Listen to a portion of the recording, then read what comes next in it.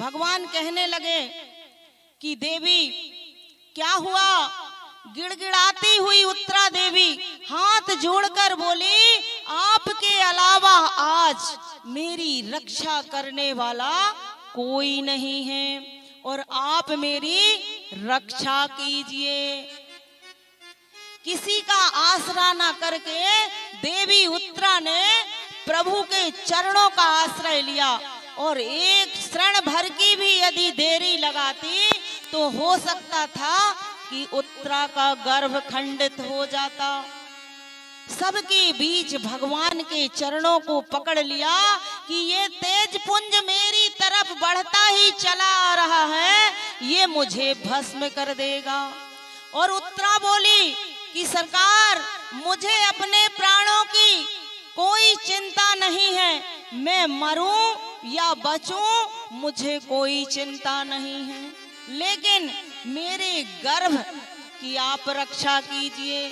मेरे गर्भ में पल रहे शिशु पर कोई आंच ना आए। यदि ये समाप्त हो गया तो फिर जो आपने कुरु वंश की रक्षा की है वह कुरु वंश ही समाप्त हो जाएगा। उत्तरा बोली, भले ही मैं मरूं या बचूं, परंतु मेरे गर्भ की रक्षा कीजिए। कामम दहतु माम नाथ मामे गर्भो निपात्यताम।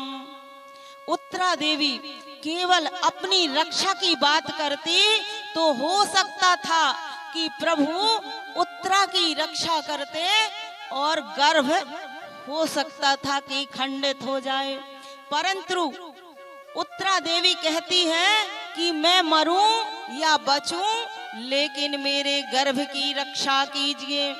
भगवान कहने लगे, देवी बिल्कुल भयभीत मत हो। भगवान ने देवी उत्तरा को अभय का दान दे दिया और तुरंत भगवान अंगूठे के बराबर नन्हा सा स्वरूप धारण करके उत्तरा के गर्भ में प्रविष्ट हो गए। देवी उत्तरा के गर्भ में नन्हे से परीक्षित विराजमान हैं। अभी तो अश्वत्थामा के द्वारा भेजा गया ब्रह्मास्त्र अंगारा बना चला आ रहा था।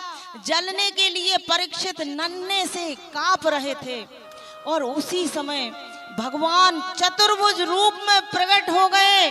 भगवान ने अपने दिव्य तेज के प्रभाव से ब्रह्मास्त्र को शांत कर दिया, ब्रह्मास्त्र लौटा दिया, परीक्षित को आशीर्वाद दिया।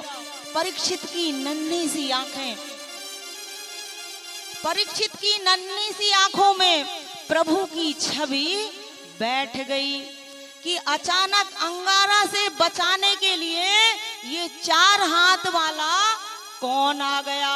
अभी तो परीक्षित ने संसार का दृश्य देखा ही नहीं था, वो तो माता के गर्भ में पल रहे थे और 4 हाथ वाले के दर्शन कर लिए। जैसे ही परीक्षित ने 4 हाथ वाले के दर्शन किए कि परीक्षित के चित्त में भगवान की छवि चिपक गई कि इसी ने मेरे प्राणों की रक्षा की है। इसलिए परीक्षित की चित्त में वह चित्र भगवान का चिपक गया।